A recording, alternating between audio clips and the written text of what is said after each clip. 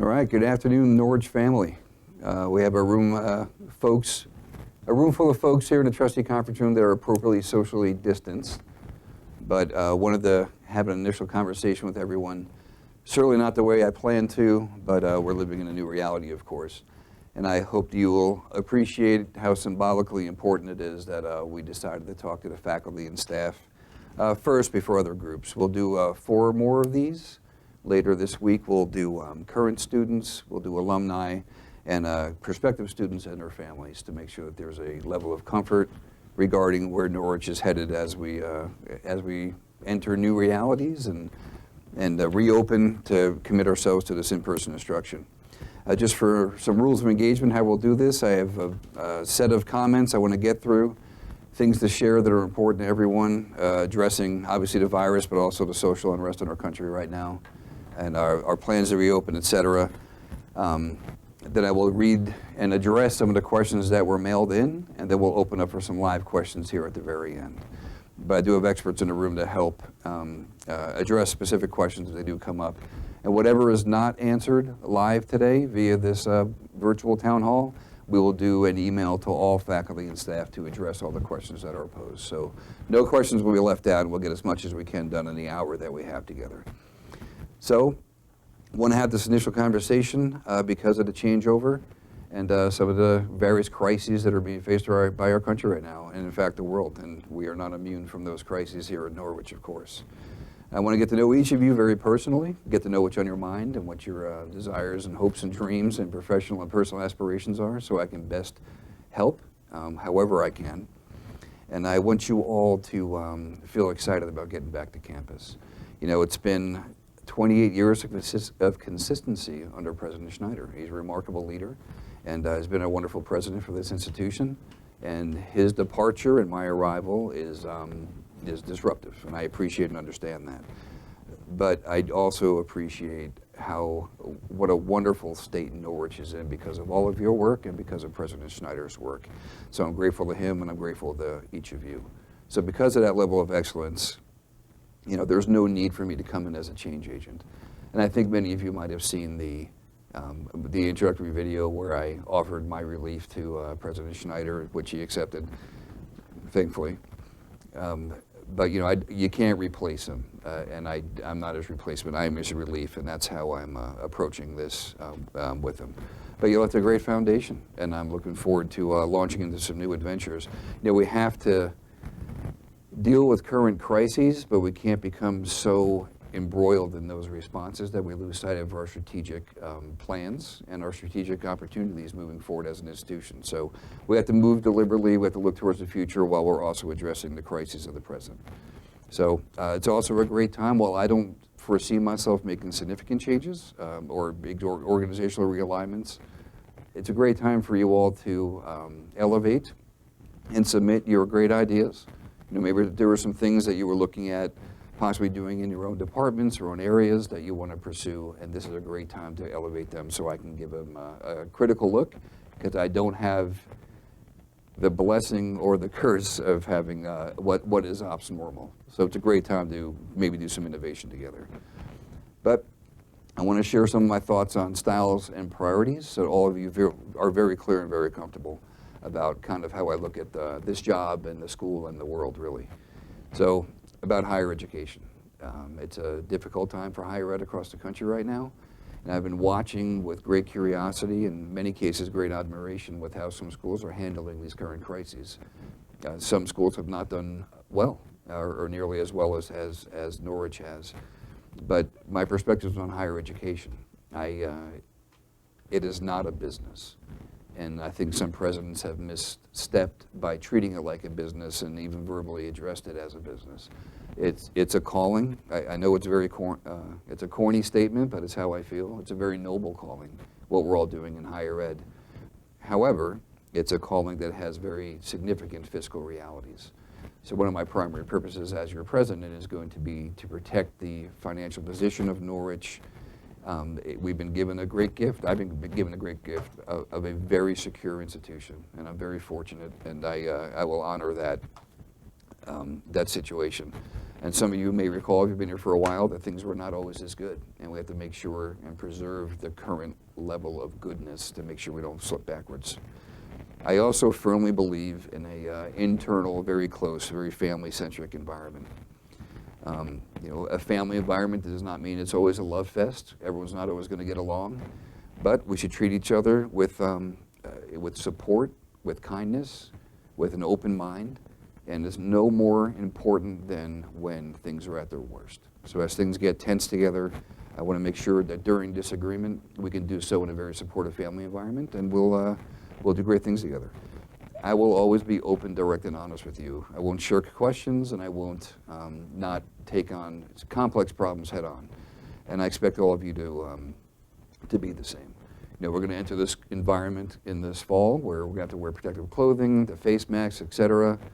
And it's going to be an environment where we might have to correct each other. And if you see me in an environment where I should be wearing a mask and I'm not, I expect somebody to say, "Hey, President Anarumo, you should have your mask on in here." And I will say thank you. And I will not respond disparagingly or defensively, and I expect everyone to have that level of communication with one another. About risk tolerance, we have a unique opportunity because of the wonderful foundation of Norwich right now to innovate, to develop a more agile mindset, to try to find new ways that we can ensure our relevancy into the 21st century and beyond. And I'm really looking to all of you to take on that creative, kind of risk-taking, kind of bold mindset into this new world. We should be leading across higher ed and across our country. We shouldn't be stagnating. It's okay to follow sometimes, but we should be leading, I believe, sincerely. And we can plan strategically, as I said earlier, while also dealing with the current crises.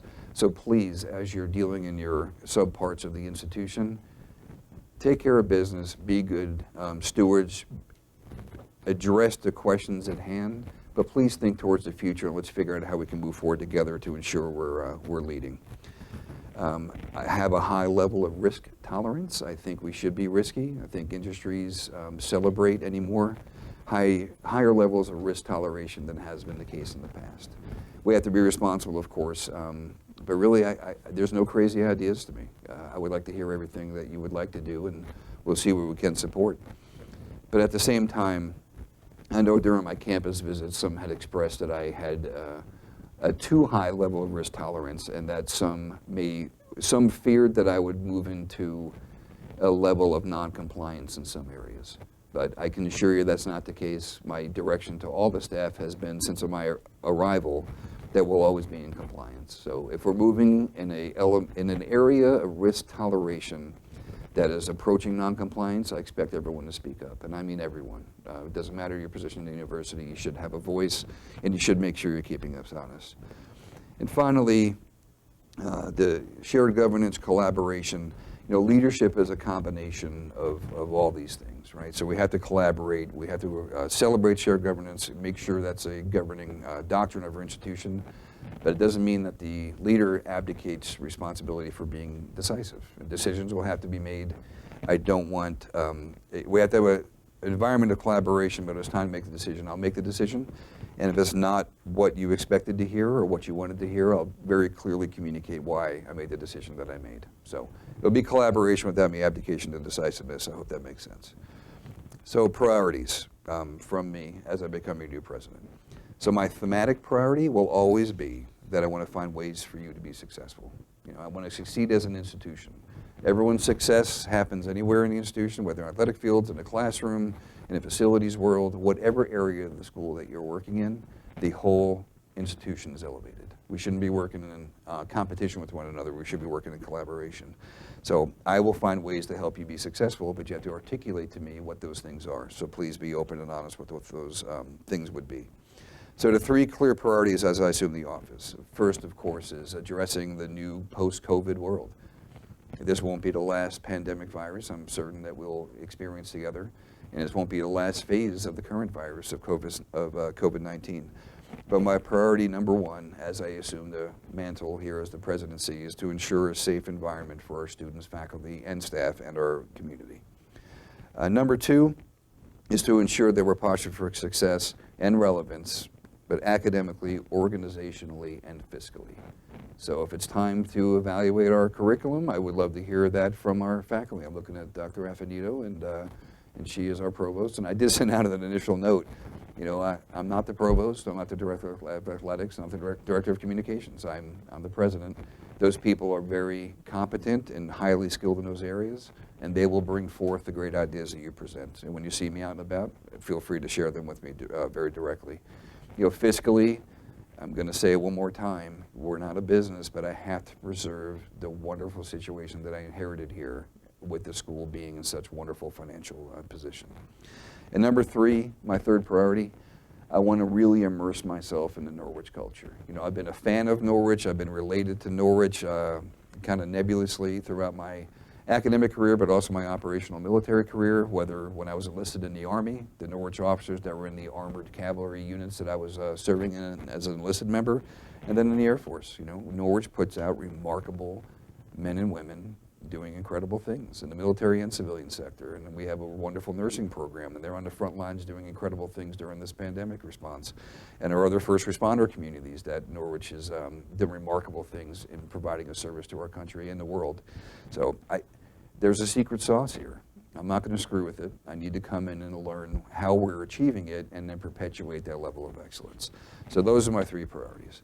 So the two biggest topics of today. Obviously, one is COVID and how it's going to affect us, and the other is the civil unrest in our country that's driven mostly by racial tension and police misconduct. And you deserve to hear from me today in my first address very directly on both, which I will. So first, COVID. There's been several task forces and committees working around the institution, being led by many of you, and every part of the institution is providing the expertise and are doing really incredible work. So everyone who's doing that, thank you very sincerely.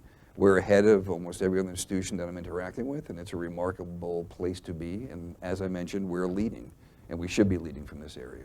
So thank you, everyone, for your work. There'll be more work to do, but everyone's on the committees, the task force. It's been noticed by everyone and appreciated very much by me personally. And what's going to happen here in the fall? So Governor Scott indicated his desire and his direction to open higher ed institutions for fall of 20. Now, he said to open, but the specifics have not yet been released. We don't know what it looks like yet. We're all excited to hear what it's going to look like, and we'll obviously adapt to what our elected officials are going to put out as their formal policy. But for now, we're moving towards having an in-person student experience at Norwich, following guidelines to make sure it's safe. So as the final details are released by the governor's office, which will be in late June, we'll make them available immediately and adapt our internal processes to be in line with what the requirements are. Let's see. So as I said in my priorities, though, as we get that guidance, we'll make sure our core purpose and execution in that experience is going to be in making sure it's a safe environment for all. If you are an employee with an at-risk, if you're at risk personally, if you have an at-risk member of your household, or if you need other accommodations, we're going to figure those out with you on a very individual basis. Our HR department's going to run that for us, and if you need to ask questions on accommodations, there'll be a request for medical guidance of your individual circumstances, and we'll always be HIPAA compliant. We don't want to violate anyone's privacy, but please call 485-2075 or nuhr@norwich.edu. So that's 2075 or nuhr@norwich.edu. And they can provide much more specific guidelines on how we're going to approach this accommodation. But priority, again, being your safe presence here. The second issue, moving from COVID, is the Black Lives Matter movement, police misconduct, and the core issue of racial inequities in our country.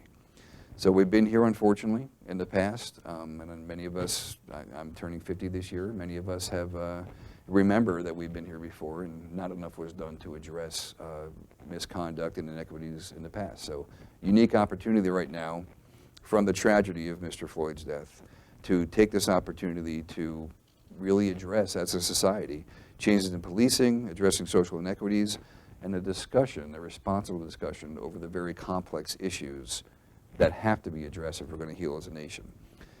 And what should Norwich's role be in this conversation. We should be leading it. We have remarkable expertise in this institution across all disciplines to lead this conversation in a very reasoned and calm way in a very complex time where emotions are high.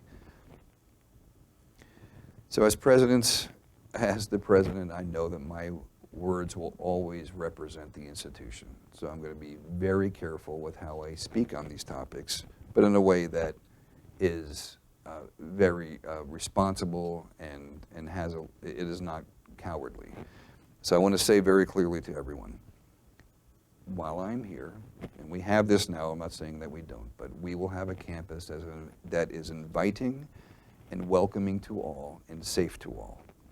Okay, and as educators, we have to make sure that our men and women in the classroom, on the athletic fields, and the Corps of Cadets, wherever they may be, that every moment is a teachable moment to make sure they're ready to enter the complex and very nuanced world that they're going to be leaders in. And they'll come in as followers and subordinates, but are going to lead from those positions too, because they're from Norwich. You know, we have to be more than a college. Norwich University is a long, very distinguished history and being on the right side of many historical, very complex times. And we have to make sure we're always taking that mantle. When I say more than a college, there are a lot of colleges and universities out there doing the same thing. We have to be in an elevated position. I believe we can and that we should. But we have to ensure as a foundational quality that everyone that comes to the school feels welcome and safe and has an opportunity to thrive. And we have to be Norwich together.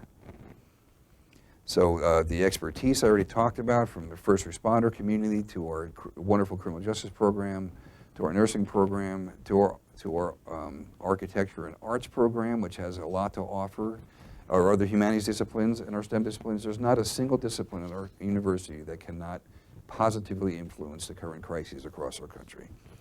So civil discourse is something we have to recapture as an institution.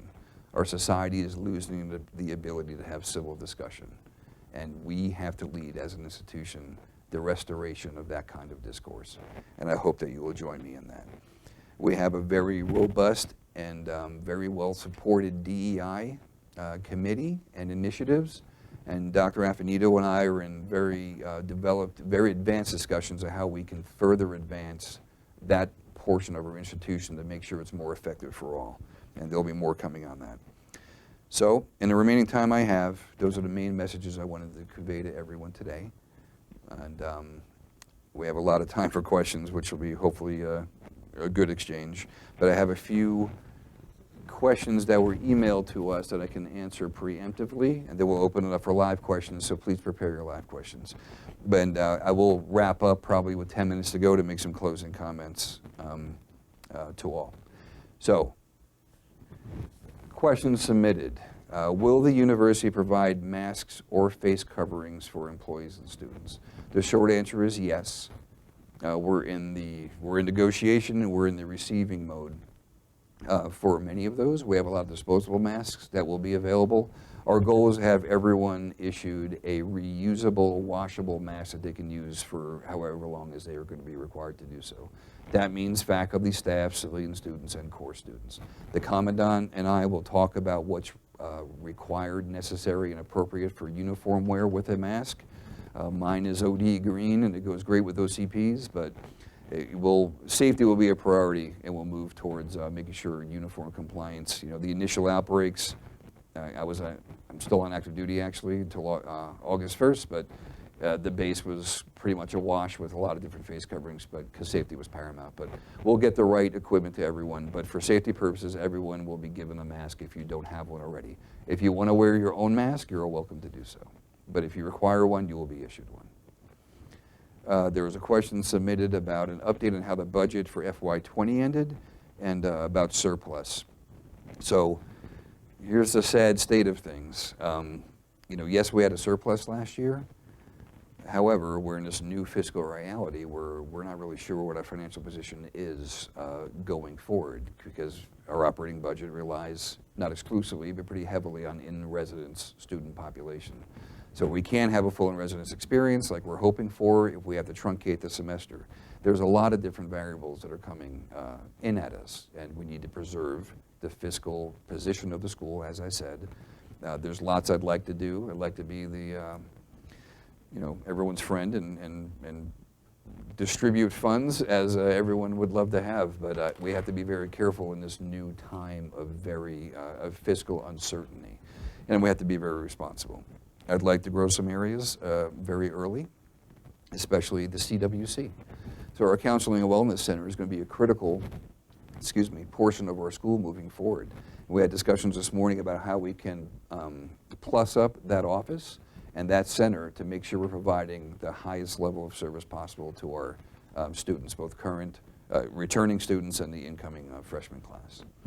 So those are the 2 written questions that we received earlier. Now I'm getting your live questions handed to me on pieces of paper. And it is Norwich letterhead, in case you were curious. All right, is there a return to work date, or will it be by department? The short answer is it'll be by department. So Sandra Affinito and the other vice presidents, provosts, the other areas that are going to lead their own people, are going to start setting those returns to make sure it's done pragmatically and responsibly. And that's a good time for me to just speak in more general terms. So yes, I'm sitting in the president's office, but as I mentioned before, I'm not the provost, I'm not the director of communications, I'm not the director of development, I'm not HR. We have very competent, gifted individuals in those offices. The deans and department chairs will be doing a lot of heavy lifting, deciding how they can pedagogically present their curriculum in the best way for their disciplines. And you'll have a lot of independence to make those decisions. I have to make sure I put all the decisions together and ensure that the university is moving forward in a very complementary and collaborative way. But generally, things like return to work, it'll be by department for that reason. You'll be leading your sub areas. How can we bring DEI training to campus that CGCS uses during residency week? So next week will be my first residency week. I don't know specifically which DEI training you're talking about, but it's certainly something that if we think it's value added as a campus community, I'm looking at Dr. Affinito, we'll evaluate what they have, and if we think that it's appropriate for the campus, then we will. Okay, but if I answer that specifically right now, it wouldn't be responsible because I've not yet seen it. So once I see it and I talk to the experts, we'll see what's appropriate, and if that's something that we want to bring, that you all want as a campus community, we can certainly approach that.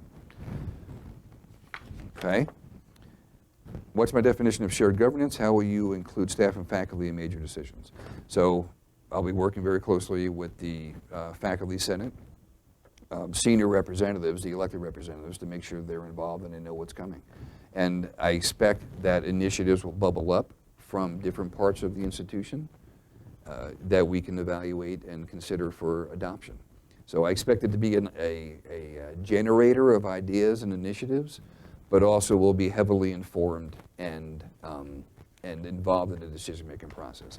But as I say, I would love to have the back and forth, and when we can do things, we will. And if we can't, I'll explain why we can't, or vice versa.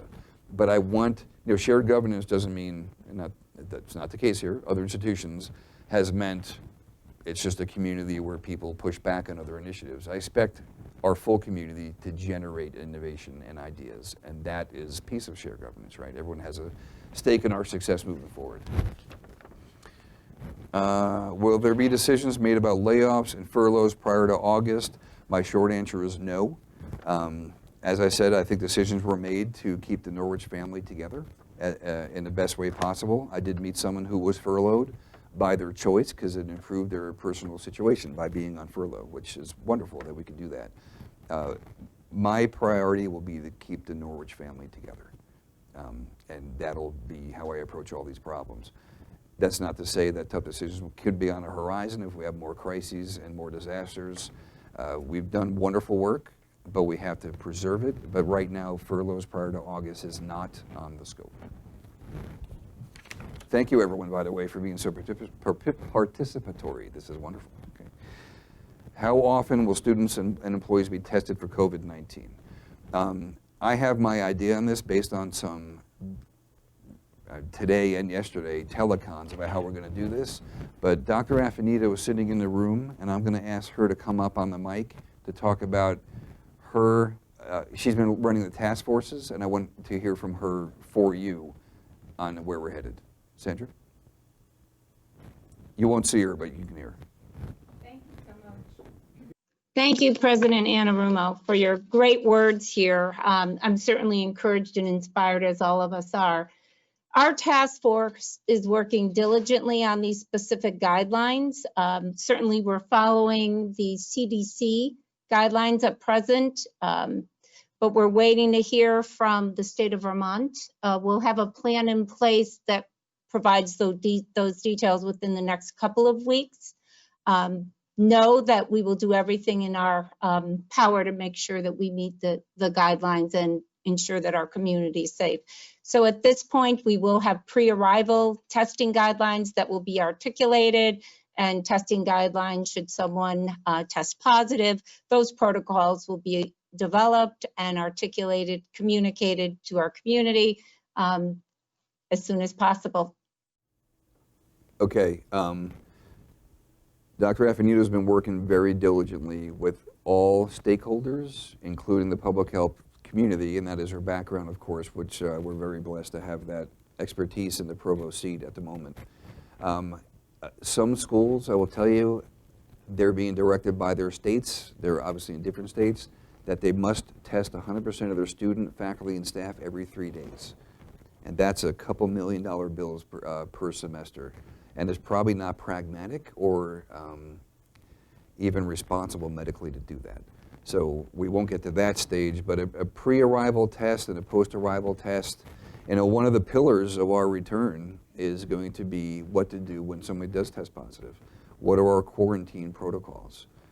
And we're going to develop that in a very refined way, so we're not scrambling in crisis mode. There's a deliberate planning component to all this where we have to be prepared for whatever goes wrong. And then there's the crisis where we can adapt to the moment. But we could be a lot more agile if we have the deliberate plan built as things unfold. So the testing specifically is something that's being worked out right now. And we're hoping to not have the level of stringency that probably isn't reasonable that other neighboring states are going to institute. Every 3 days, 100% of the population probably would not be healthy for us. So we will get those words out as soon as we have some final decisions so no one is surprised. And we'll make sure it's widely publicized. Okay, how will the university support students who are unable to return to campus due to medical and family issues? Those students' position in the school will be preserved. We've already had the discussion that no one will be removed from the roles, that they can't come back. We will find ways to accommodate their student participation here. There's lots of other great innovations out there at sister institutions where there is online only for folks that are at risk, that don't feel safe coming back, or they have family issues that have prevented them from being able to return to school. But we'll work those individually. I can't make a blanket statement because it'll be very unique.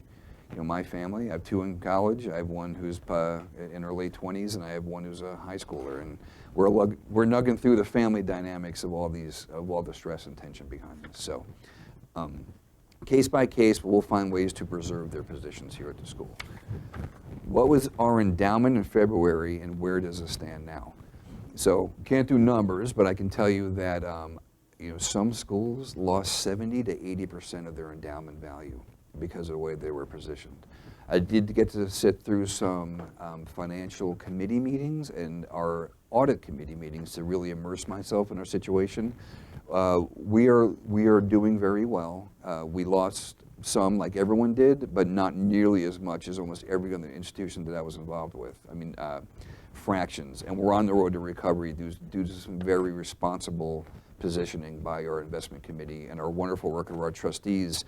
We have a financial acumen on our board of trustees that I don't think any other school is blessed with. So through their great work and our outside agencies that we're affiliated with, we're on the road to recovery. But I can't give specific numbers, but I'll tell you that it wasn't nearly as dire as I was afraid it was going to be, and it's on the bounce back. I think we're going to come out pretty good in the end of all this. How will you communicate the message of safety and inclusivity and your support for civil discourse? That will be something I talk about often. And, I get worried. I get worried for our country because I'm watching people trying to have civil discussions about things. And, You know, there's also the cancel culture, where I'm watching what's happening in popular culture and the media, where there is no more space for discourse, and I think that's not healthy for our republic. You know, these are emotional topics. We can have passion for them, but we can't let our emotions take away reason. So I will be out there in the front having hard discussions. I plan to meet with every student affinity group as soon as they get back on campus, regardless of any affiliation or their political leanings or their group agendas. I want to have the discussion very openly and honestly. So in direct answer to the question, how would I communicate? Well, I'll be very clear up front upon reception of the students that we will not have an unsafe environment, will not have a hostile environment. So who are protected classes on the community? It's everyone, right? I mean, I'm a veteran. Hell, I'm still on active duty. I'm about to be a veteran as of August 1st. I've also been in law enforcement for most of my professional career. My PhD is in criminal justice. It's on terrorism and political violence specifically, but my academic background is in criminal justice. So just lumping all police officers and the entire law enforcement community in with the one cop in Minneapolis who killed George Floyd, I mean, that was murder. And he's being tried for murder, and he should be. And the others are being charged as accomplices in various degrees. But I'll have the discussion openly and honestly that no one is more offended at his conduct than fellow cops. And there has to be a room to have that discussion. Policing in our country has got to change. It has to change. And we can have an informed discussion on that, and we can lead that from Norwich because of the expertise that resides here. So that's just a sampling of how I'll communicate. And I'll be challenged on some things I just said. And I will agree on most of the challenges, and we'll have a discourse about someone else's position and mine, and it'll be responsible. And I want to make sure that folks that send their sons and daughters here, if they're parents, or sons and daughters and young men and women who come here by choice to come to Norwich for the experience, know what kind of environment we'll have. It'll be responsible, it'll be reasonable, and it'll be safe for all. And I'll say that in every forum that I'm asked to provide that message. Okay, many times we hear pushback from alumni with regards to gender equity, as well as emphasis on race, ethnicity, and culture in the curriculum. How will you contend with that pushback?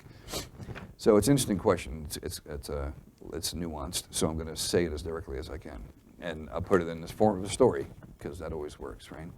I was just in the museum picking out the art for the president's office. Obviously, President Schneider had some seafaring paintings. I get violently seasick, so just looking at them wasn't comfortable for me, so they're gone.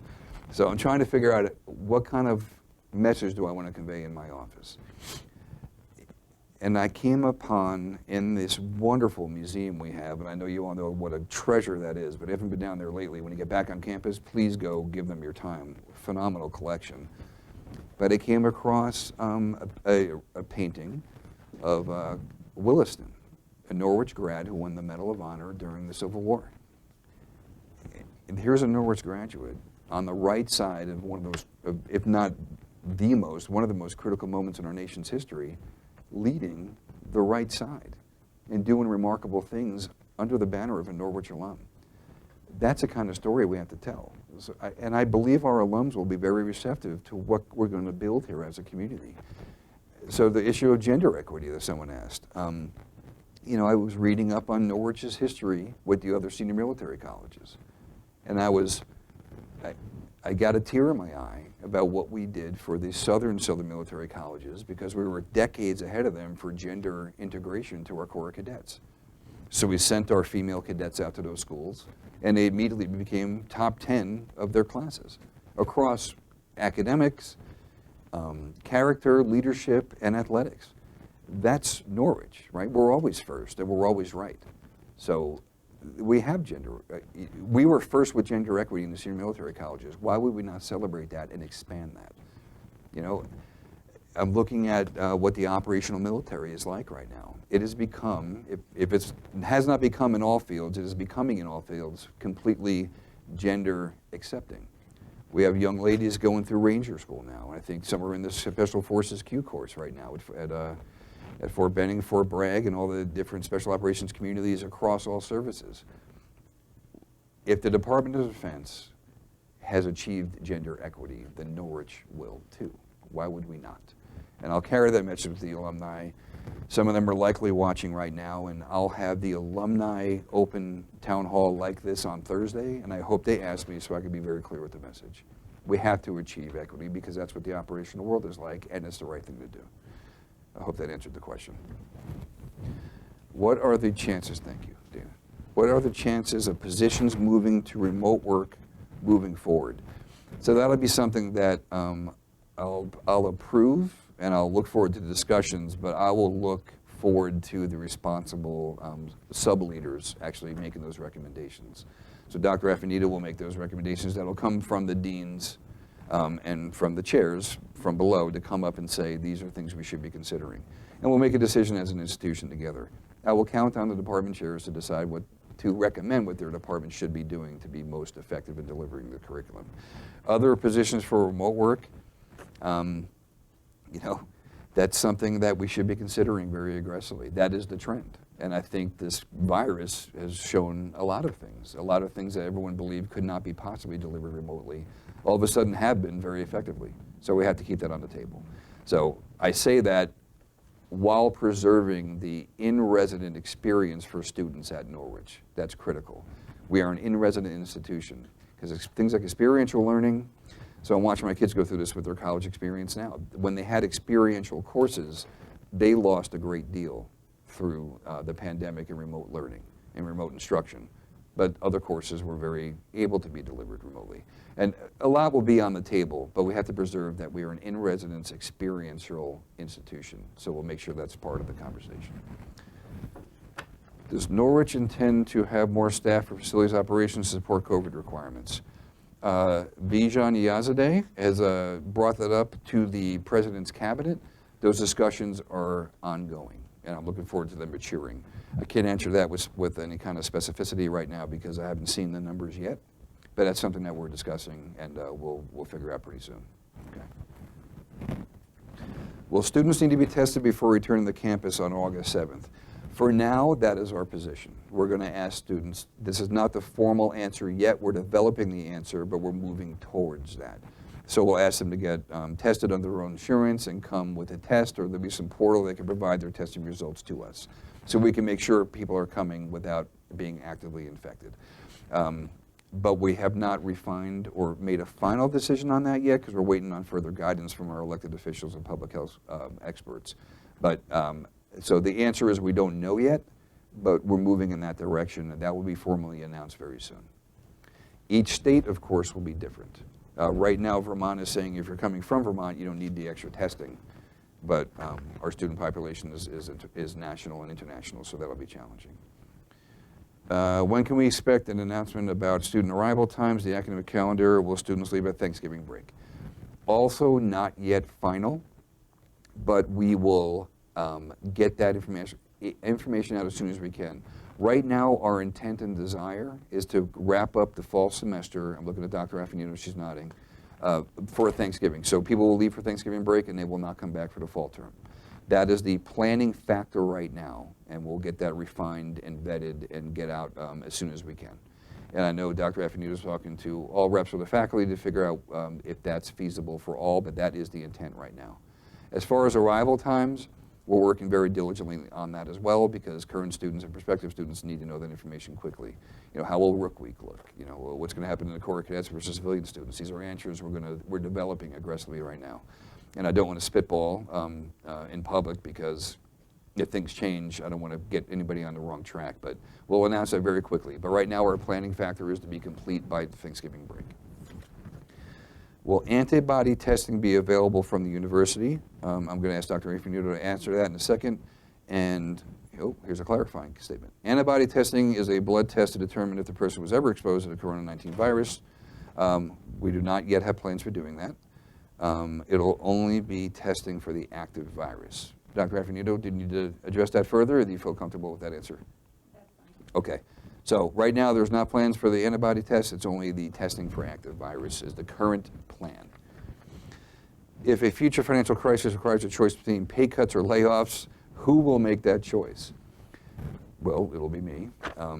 We already had something bad happen that happened before I got here, but I wrote a note of apology because I will always be the bad news guy. and good news will come from the folks that generated the good news. That's just my leadership style. So for now, if there's a choice between payoffs, pay cuts, and layoffs, ultimately that would be my decision with heavy advisement from the rest of the institution. You know, if departments want to do their own thing or have, you know, there'll be space in here for innovation and creative approach to human resources. So I would hope to hear that if there's a future crisis. I will not make the decision in the vacuum. I will make it, it won't be an uninformed decision, but it'll be my decision to make. In collaboration with the Board of Trustees, of course. Alan DeForest and I talk several times per week. He's the chairman of the Board of Trustees, if you didn't know. We have a wonderful relationship, and there's not much that happens here that I don't call him, and just in our periodic updates I share with him. So before we go down that road, I'll tell him, here's what I'm thinking, here's my decision that I plan to make, and I'll make sure the board is comfortable with it. Some universities are asking students to sign a risk of COVID-19 acknowledgement. How does Norwich plan to protect student athletes? Well, two very separate questions. Okay, so we are creating right now a document that will go to all students and all faculty and staff. And it'll be basically, what's the right word, Sandra? It's almost like our contract for reopening in a COVID environment. A behavioral contract. Well, we'll say, we know we're coming back to the campus environment where there will be an element of risk, although the university is managing the risk. I promise to do my part, where I will self-isolate when necessary. I will maintain social distancing. I'll wear the mask when appropriate. All those things. It'll be a social contract almost. And we'll have that out to everyone. We're using best practices from other institutions, taking the best parts, and we're adding it with the Norwich lens. So that will go out soon. Once we get it done, I would say probably end of the month, early in July. I think that'll be ready for prime time once we're done refining the language and making sure it's sufficient. Student athletes is a great question. Had a long, with one of our affiliated athletic conferences, I had a long conference call today, and everyone's wrestling with the same question. I love sports. I'm an athlete. I have a family of athletes. My kids are all athletes. It's important to me that we have some level of athletic competition. And it breaks my heart that we lost our winter and spring sport seasons, especially the end of season. And think about our men and women hockey players who were probably both going to contend for a national title. And to lose that opportunity, it's horrible. That's a lifetime of work and effort, and the incredible coaches that we have across all sports and the work that they put in. It's a terrible situation that we have to consider the absence of sports in the campus environment, because that's part of the community. It brings us all together. I would do everything in my power to ensure that we can have sports if it's safe. I will tell you that other schools are deciding there will not be sports because it's not worth the risk. Because if our men and women are on the athletic field and they're safe and they're playing someone from a community that was not safe and then they get infected and bring it back to our campus, what have we just done? We want to do things that are responsible for our athletes and keep them protected along with the rest of our student population. We don't have those answers yet. We're waiting on some guidelines from NCAA and the respective conferences with which we're affiliated, and we'll get those words out as soon as we can. But we've got to protect all of our students, and amongst all of our students, our athletes will be in a unique situation where they'll be interacting with other athletes from other schools in a way that not the full student body, and I certainly won't be. But when the women's volleyball team is out there and they go up to block a spike and they're breathing on each other and all those things are happening, it would not be responsible for us to put them in a situation without the right protection. Under Armour, I was reading last night, is putting out and other competing sports manufacturers, sports masks, so sports can continue in a safer environment. We'll see if that's viable, and we'll see what's out there. But just remember, no one loves sports more than I, and no one appreciates sports in the college environment more than I. But no one has a priority of the student athlete safety more than I either, so we have to balance these things. So that's a longer answer, but I hope that's clear.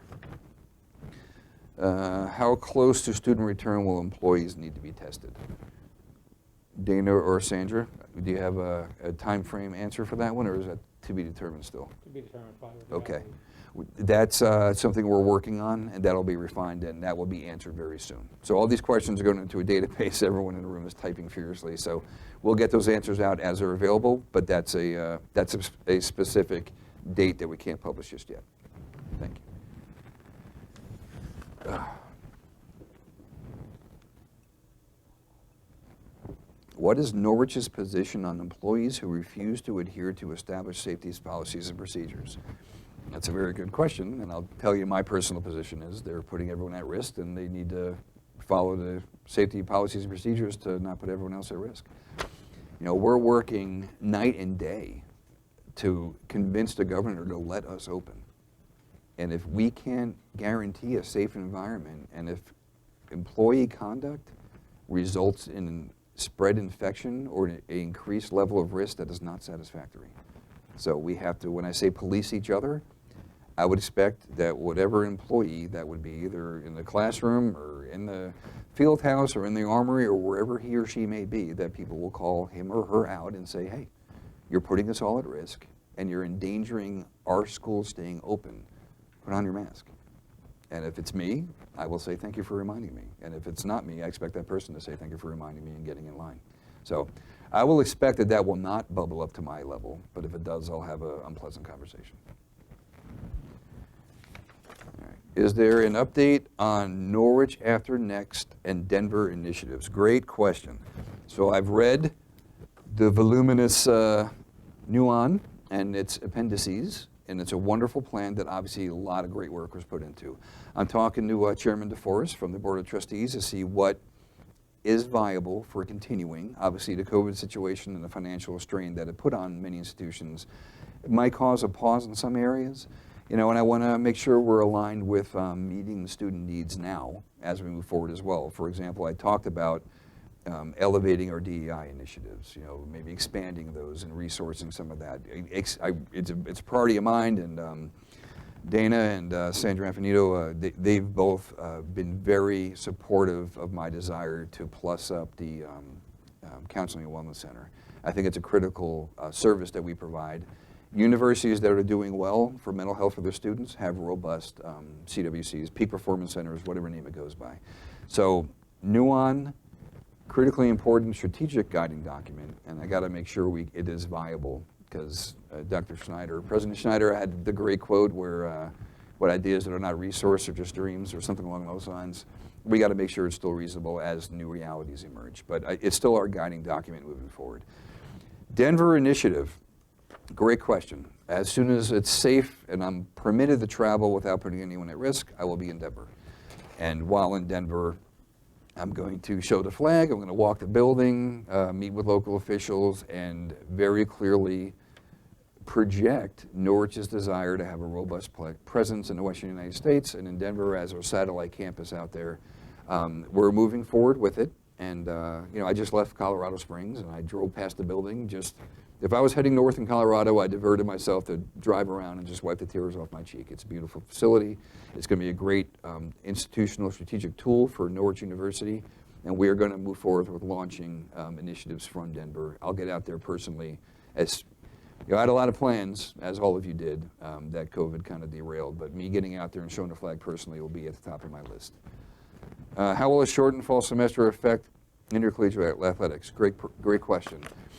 So each conference is going to have unique approaches. Thank you, Dana. Each conference is also looking to other conferences because they want to have consistent messaging. NCAA will put out guidelines, but those will not be rules. Those will be guidelines, and then we'll have to have the conferences set policy. What I imagine will happen based on conversations is fall sports will move forward in some fashion, and regular season champions will be forwarded to the NCAA as their representative for postseason tournaments if they happen. You know, a lot of presidents and a lot of athletic directors are wrestling with how does this look? We want to have sports. We want to honor our student athletes and our commitment to them to afford them the opportunity for sports, but we need to keep them safe. And how do we do that? As institutions, as conferences. So that's all being worked with conferences. you know, and it's not happy news, but hopefully we do fall sports and we can have them truncated schedules and we can get our athletes on the field and we can have something to show for the season and compete favorably and move to a postseason to represent our conferences. But the second wave of COVID may happen during winter sports.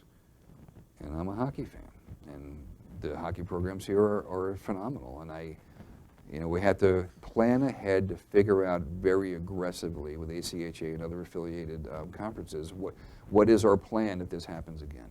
What does hockey look like? I will tell you, I was asked today at a meeting, what's my position on athletes competing without fans in the stand? And I said very clearly, I'd prefer to have that than no season. If the answer is you can have sports but no spectators, then we will have sports and no spectators because I want to give our athletes a chance to compete. Hopefully that's not the case. We'll have to abide by rules, not just by the NCAA guidelines or conference rules, but our state rules. The state may say you cannot compete against schools that come from out of state, or you can't compete against schools that come from these parts of other states, these counties, and we'll have to adhere with that. So these are very complex questions, God bless you, that we'll have to address as they come up. But we're in the conversations, we're trying to get to a satisfactory solution. What about a student who refuses to follow safety requirements? We will address that individually with him or her. But if a faculty member has a student in class who is refusing to abide by safety requirements, we'll have to figure out a way to remove that student from that classroom environment, because we don't want that student putting in other students or the faculty members at an increased level of risk. We can only open the school if we can do so safely. We're building these incredible plans with tripwires. What do we do if this happens? And we're wargaming everything. But the wild card is people not following the social contract that they'll sign before they come back. So we have to make sure they're following the rules, because if we cannot demonstrate safe operation, we'll not be permitted to stay open for in-class, in-person instruction. So we'll ask everyone to adhere to those rules. And I am not above having individual conversations with individual students or staff members or faculty members who can't follow the rules. Because not just putting all of us at risk in a physical health sense, they're putting us at risk for staying open as an institution. So hope it answers the question. All right, I think we have exhausted. I talked way too fast in my prepared comments, but I hope that that was useful to everyone in the audience. We have 335 attendees. That's wonderful. We will do this again at least once, probably twice, before we have anyone back on campus in mid-August, however that shakes out. So we will get those dates published aggressively. Every question that was asked that I got to or didn't get to, we're going to put out in an email. Dana Moss just give me a thumbs up. That'll come from his office or from me directly, depending on how we get to format this all out. But all of your questions deserve a response, and nothing will be kept secret or held back, and we'll get it all out there very openly. Okay, just in closing, okay, the PSAs on norwich.edu, please refresh that often to see what the most current information is. Now, I want to over-communicate early stages here so everyone knows exactly what's going on. We're not going to hide anything. Everything's being done very much in the open, because you all deserve the courtesy of knowing the current environment, okay? There's a lot going on in our country. I ask everyone to remember when I speak, I'm no longer Mark Anarumo. I'm now the president of Norwich University. I represent our school and our community, and I ask everyone to keep that in mind as they're having their conversations. Besides the Norwich.edu PSAs, the provost is putting out periodic updates bi-weekly, maybe more frequently. They're coming out fast and furious. I'm looking at Dr. Affinito, and later this week she'll have a pretty robust update. Please review that. And like I said, we'll do this more often, several times this summer. This is not the way I want to meet all of you, but silence from my office is not the best thing in times of crisis, so I want to make sure I was out front, and that before I spoke to anybody else from this position, I talked to faculty and staff first. So I thank everyone, and before I close it out, I really want to give a very specific thanks to the facilities team over Norwich University. Moving into the home in a quarantine environment with my kids and pets in tow, you know, it was complicated, it was stressful, and the facilities team made our arrival much more palatable and much less stressful than had they not been so wonderful and professional. So I want to thank the facilities folks really publicly right now for the way that we were received. Everyone wanted to do that for us, and I appreciate that very much, but because of quarantine rules, they couldn't. And the facilities guys followed every rule of quarantine and all the guidelines, and they still made us feel very welcome. And some folks dropped off stuff on our front porch. The two Heathers, as they left their note, gave us some cookies, and they explained their backgrounds to us via note, and that was quite a lovely way to be welcomed. So thank you to everyone in the community for how they've received us. Not the kind of way that my family and I wanted to arrive, but it is our current reality, and I look forward to meeting you all in person very soon. So please be safe, please take care of each other, and I look forward to working together.